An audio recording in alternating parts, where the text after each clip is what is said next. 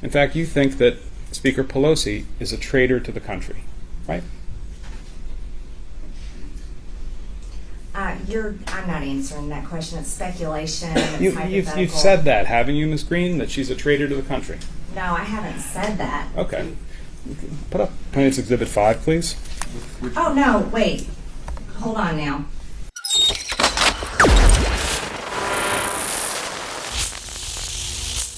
Fusebox.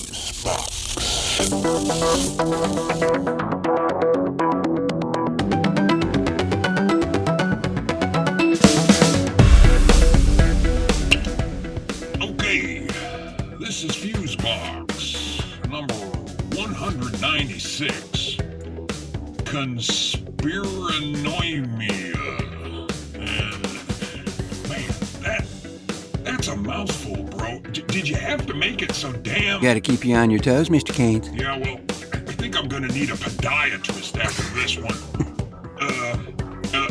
You might just have that tinfoil hat on a bit too tight. Indeed they might, sir. Indeed they might. Greetings, friends, and welcome in to this, the 196th edition of Fusebox, astutely titled Conspiranoimia.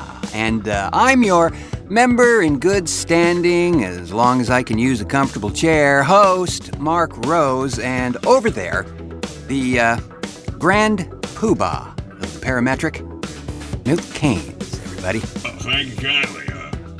No, really, man.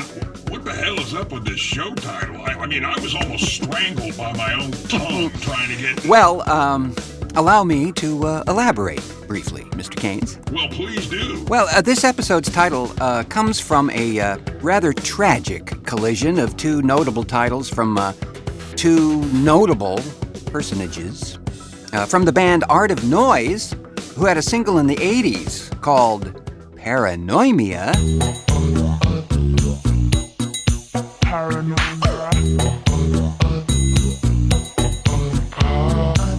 And a much more recent release by Les Claypool and his band Primus. The title comes from actually his newest album, Conspiranoid.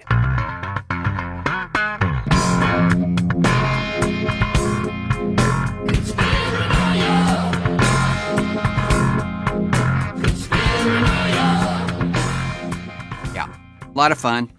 And what you do is you place both of them in a rancid and stained salad spinner, and out comes Conspiranoimia, which I'm convinced now is a genuine affliction. Huh.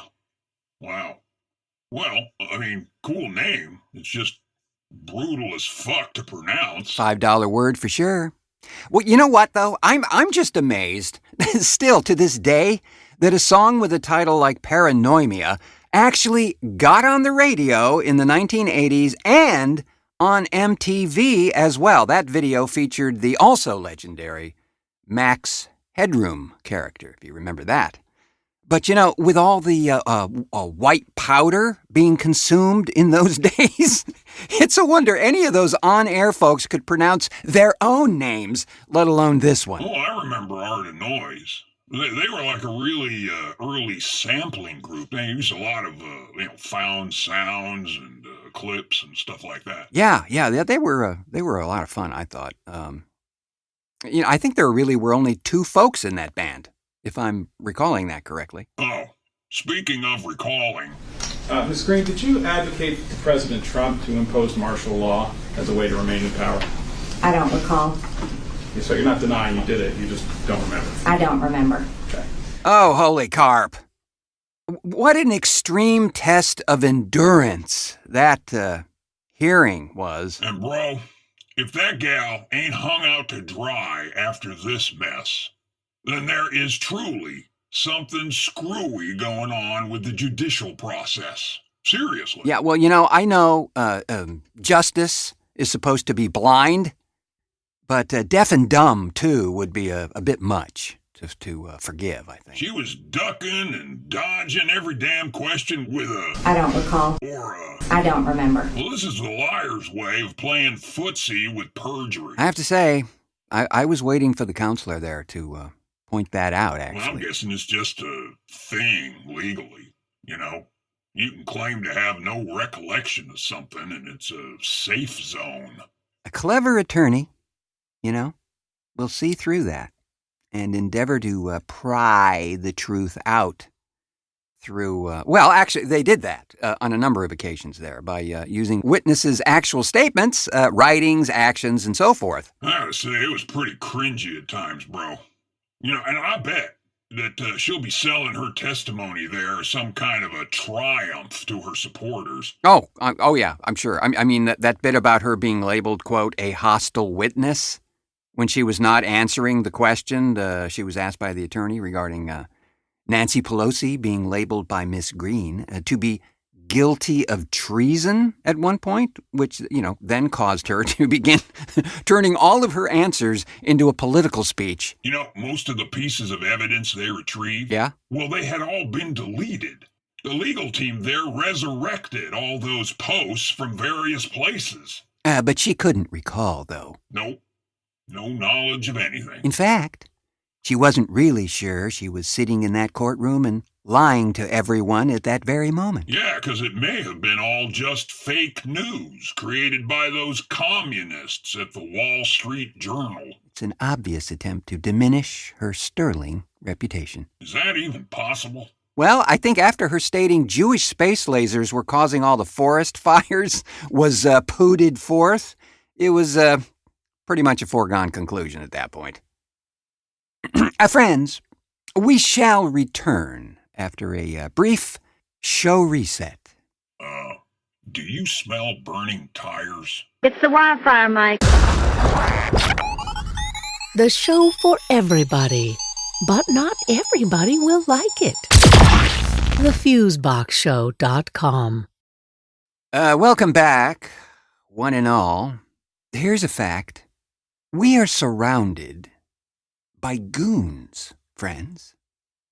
There's just no other way to put it. Well, there really are a lot of other ways to put it. Yes, but we want to steer clear of courtrooms. Yeah, but clearly all you have to say is, I don't recall or I don't remember these days, and it's all good. We'll see, Mr. Gaines. We'll see. Friends, we must once again turn our gaze down there. Yes, down there, where it is becoming increasingly evident that turning the clock back to those glorious and carefree days of the 4th century seems to be like a good idea to them, a time when men were men and everyone else was just in the way, or burning on a stick. Yes, once again, we venture to the land of effluence. So no doubt, friends, you've heard of the recent puff and buzzle concerning the eliminating of certain math books by the Florida Department of Education based on what they refer to as inappropriate. Now, I really do think it's important to mention that these books are often referred to in the media and other places as being banned, and in actuality, they were just, quote, not selected for various reasons that we will explore. Yeah, it really was. It's kind of like the witch hunts. I mean, you weren't killed for being a witch. You were just deselected to live. True. Books that mention racism, sexuality, something called social emotional learning, which, as I've been informed, means the teaching of methods to manage emotions, develop empathy, solve problems, and make decisions. Oh, hell, there's your problem right there. Make decisions. Well, we don't want them making decisions or problem solving. Well, it could lead to dancing and drinking beer, Mr. Keynes. Florida actually is third in the nation for truly banning books, not deselecting, as it turns out. Busy folks down there, protecting the precious bodily fluids of our innocence. Governor Ron the Sandslug said the purpose of the law is, quote, to stop the indoctrination of children. What we will not do is let people distort history to try to serve their current ideological goals, he said. Wait, what? Well, isn't that what they're doing by eliminating this stuff? Of course they are, Mr. Keynes, because their dogma will always be better than your dogma. Well, I, for one, don't have a dogma in this fight. I just think they're all assholes. The other thing that is very, progressive of them is this statement that their process of determining the eligibility of any textbook under this new criteria is completely and totally transparent. Although there have been no examples of the, quote, offending books released by the Florida Department of Education to anybody. All the examples that were found had to be disclosed through other means. Like a brown bag delivery on a bridge at 2 a.m. by a guy named Vinnie.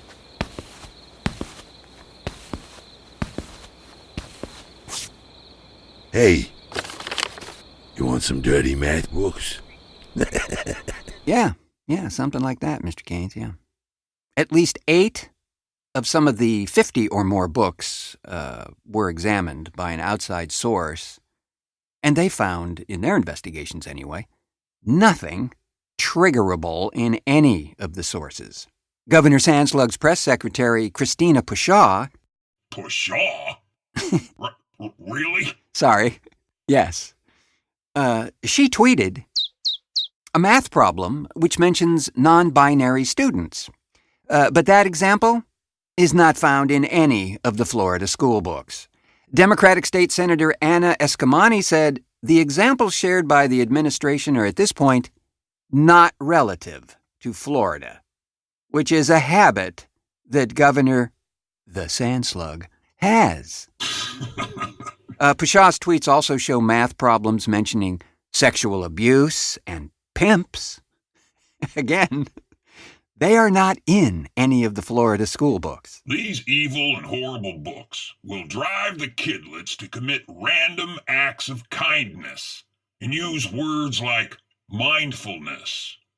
Yeah, is this the America you want to live in? Clearly. Amen. As a balance to this tow-headed desire to return to the age of the Crusades, a chap named Chaz Stevens, a renowned, quoting here now, local political stunt activist, as he likes to be called, has decided to present the state with an example of following the law to the letter. Stevens is reportedly sending out petitions to the Miami-Dade County Public Schools and Broward County Public Schools demanding that the Christian Bible be banned from schools, libraries, and classrooms, citing its inclusion of inappropriate topics. Stevens said, if they're going to ban books, then the whole library should be in play. My hope, and it's a long shot, is that they will apply their own standards to themselves and ban the Bible, Stevens said. In a letter sent to the Miami-Dade County Public School Superintendent on April 19th, Stevens wrote, I wish to file such an objection, requesting the Miami-Dade County Public School System immediately remove the Bible from the classroom, the library, and any instructional material.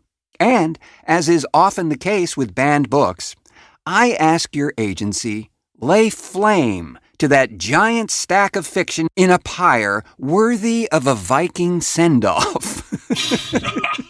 Stevens also named a number of reasons why he wants the Bible banned, including age inappropriateness, social emotional learning, mentions of bestiality and rape, and wokeness as reasons to ban the Bible. He goes on here, with the constant babbling concerns about teaching critical race theory, should we not take stock of the Bible's position on slavery? I'm concerned our young white students will read such passages and wake up to civilization's sordid past. Stevens wrote that following a biblical passage from the book of Ephesians that discusses slavery and being obedient to masters. Oh, man. Yeah, that's spot on, bro. I think they're way over their heads on this.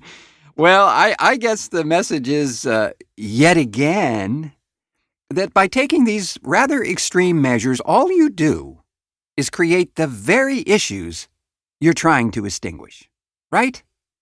And in our present day, friends, the flames that are being fanned right now, they actually need to be fanned because going backwards isn't an option for anybody. Well, personally, I'd say those idiots need some helpful advice from the mental health hammer.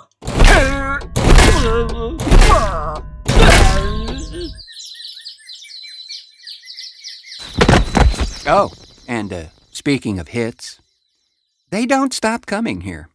No. Another event of note from the Sunshine State is probably even more ludicrous than this Selective Information Act that we just talked about. Well, here's an idea. When the state's economy is kind of teetering on the edge of oblivion, they don't tell you that, though, with all the hits its tourist trade took, as well as countless other states have experienced during the COVID plague, the governor thinks that stripping Disney of its special district status would be a great idea. Well, it's pretty obvious from the math book fiasco that this state has a numbers problem. And a reality problem as well, it would seem.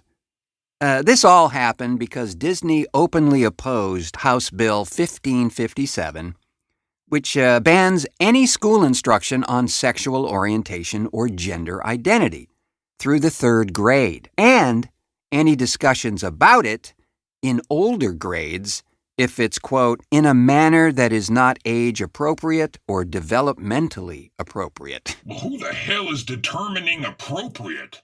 Him? Or maybe his right-hand man, Cardinal Richelieu, the witch hunter.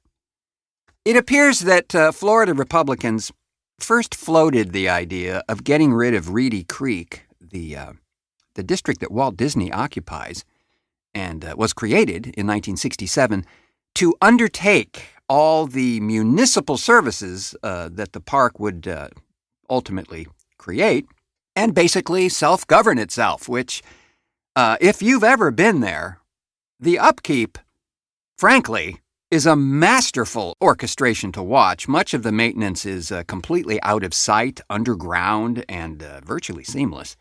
It truly is a model of how you could do it for any community.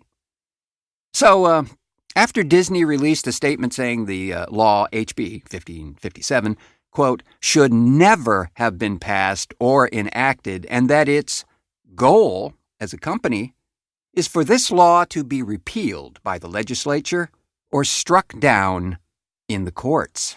Now, that statement right there, friends, got many a conservative panty in a wad. Many who have gone on to hold protests at the Walt Disney World and decry the company and right-wing media and all that crap, have caused Florida Republicans to seek out ways to take away some of the special privileges the company is receiving through the state. So, in other words, they're punishing Disney for being correct. In a word, yeah. And big surprise, folks. The local officials in Orange County, Florida, have warned getting rid of Reedy Creek could substantially strain its resources and potentially lead to a 25% increase in property taxes, with Mayor Jerry Denning saying it would be catastrophic if the county had to absorb the services that Disney now pays for without receiving additional revenue.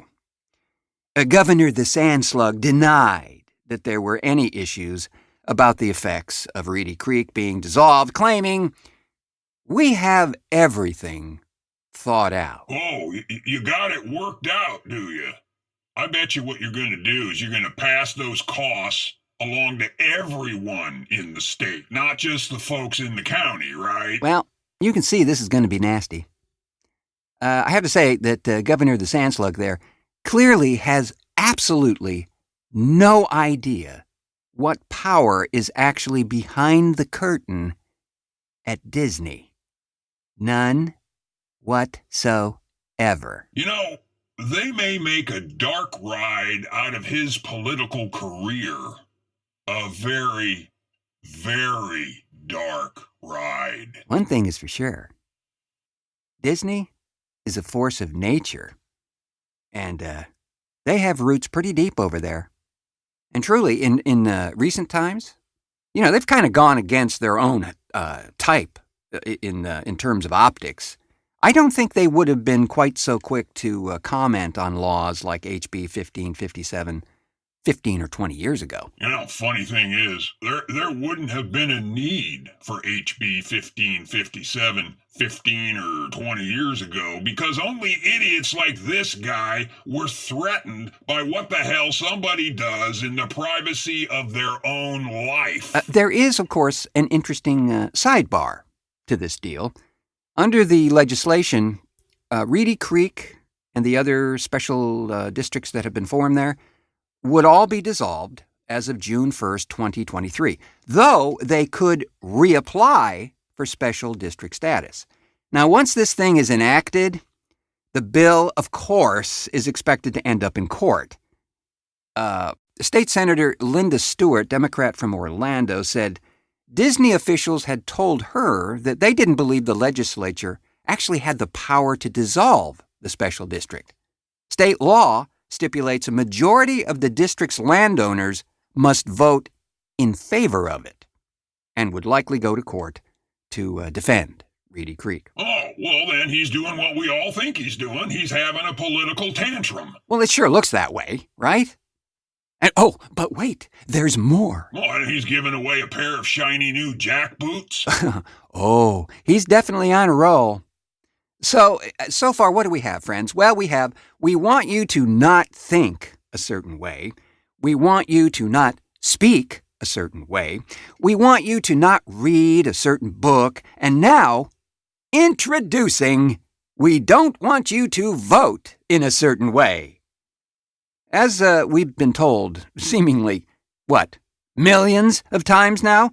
And it has been proven and proven and overproven and once more again proven and then again upheld by the highest courts in this land that election fraud is exceedingly rare, even in the land of bugs the size of Buicks. The Florida Secretary of State's office says it received 262 election fraud complaints about the 2020 election and referred just 75 to law enforcement or prosecutors.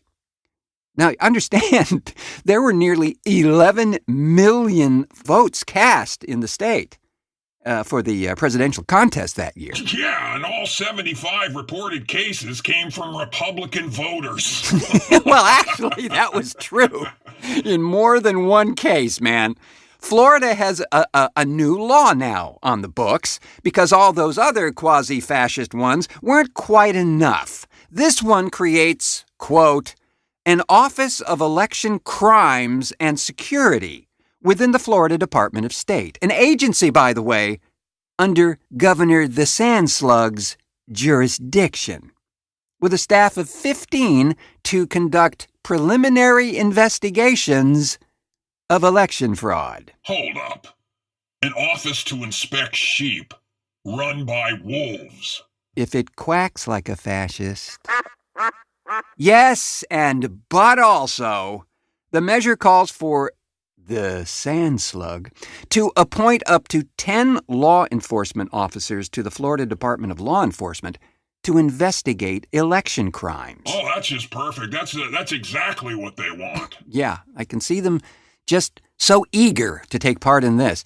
During a recent news conference, the governor said local election supervisors and prosecutors don't necessarily have the expertise and tools to investigate voting-related complaints. The new officers would specialize in election-related crimes, he said. Yeah, they'll all be trained by the My Pillow guy and those data ninjas.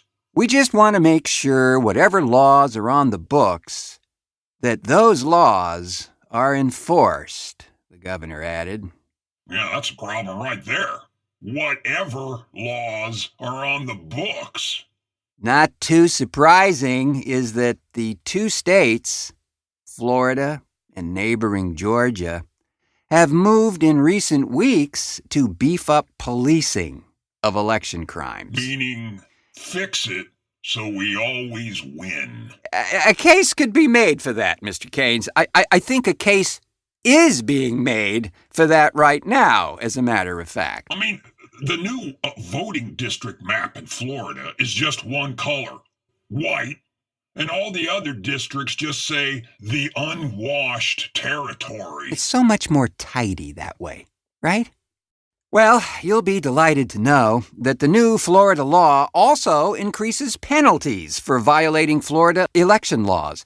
It makes it a felony to collect and submit more than 2 vote-by-mail ballots on behalf of other voters.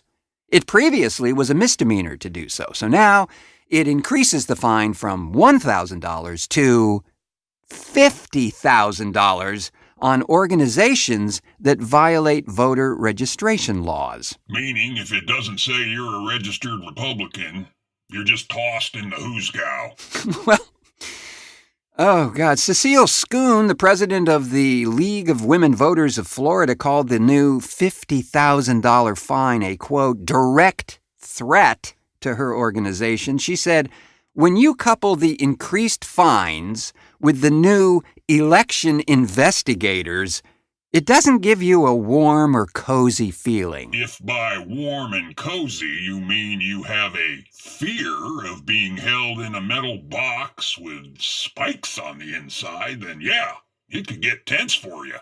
Yeah. Well, great. You know, maybe your solution to this is really the best.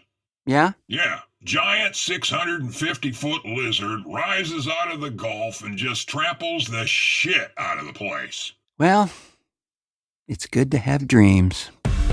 And with that glorious glimpse into the soon-to-be fascist Republic of Florida, we will run for the shadows in these golden years, friends, but not before thanking our contributors this edition of the show, Jody Lorimer, for extremely fine and nuanced ideification, and Eric Newsom for exquisite Vinnie-isms.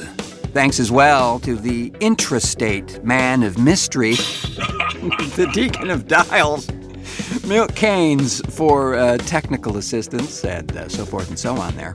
A pleasure as always. And folks, if you're listening to this program as a podcast, why don't you go ahead and mash that subscribe button and maybe give us a 7 out of 4 star review or something. That would be awesome. It would indeed be awesome, Mr. Keynes, and with a side of spectacular. You can also visit the Fusebox website at thefuseboxshow.com for all sorts of fascinating diversions, and even some show swag there if you're in the mind. You know what I mean?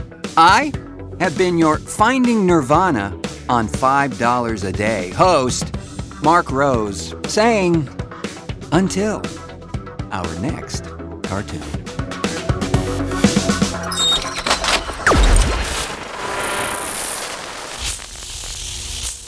Fuse.